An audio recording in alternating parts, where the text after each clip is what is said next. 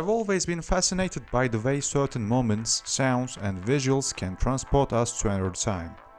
You don't even have to live through an era to feel connected to it. For example, I was born in 1999 and I never experienced the 80s firsthand, but it's a decade that's always held a certain allure. The neon lights, the synth-driven music, the cultural shift into a more futuristic and experimental aesthetic. And yet, this connection I feel doesn't come from real memories. It comes from media. Think about it. Movies like Back to the Future, TV shows like Stranger Things, and of course games like GTA Vice City have all painted a picture of what the 80s were like. It's not just a decade, it's an entire mood, a vibe that transcends time. So how does someone like me, a self-proclaimed 80s nostalgist, end up longing for an era I've never lived? That's what I'll explore today, starting with a game called Retrowave. It all started with a video titled "It's Summer 1987 and you are driving in Miami." I wasn't even actively searching for anything specific. It just popped up in my recommendations. The title alone was intriguing and the video delivered exactly what it promised.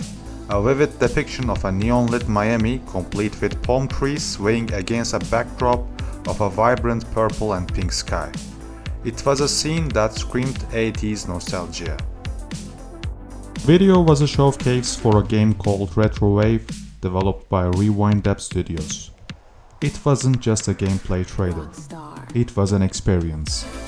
The visuals were stunning, a blend of low-poly simplicity and vibrant neon aesthetics. The soundtrack was pure synthwave, filled with analog warmth and futuristic tones. It felt like stepping into a time machine. Curiosity got the better of me and I decided to give the game a try. Retrowave is still in early access, so it's far from polished, but that's the part of its charm. The game isn't about intricate mechanics or complex storytelling.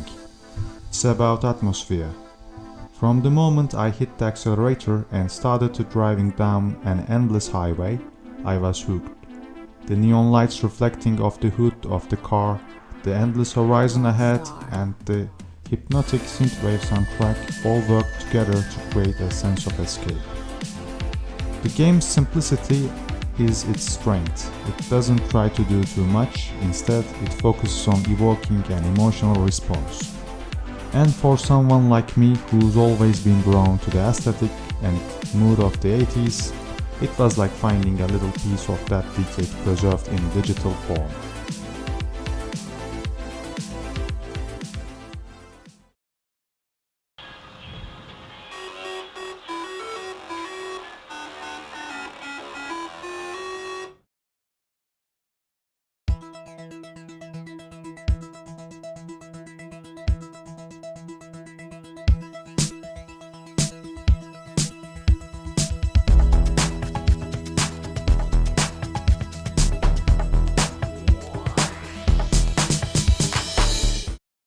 Now let me add another layer to this.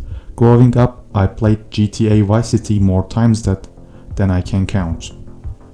Vice City wasn't just a game for me, it was a portal into a world I'd never known.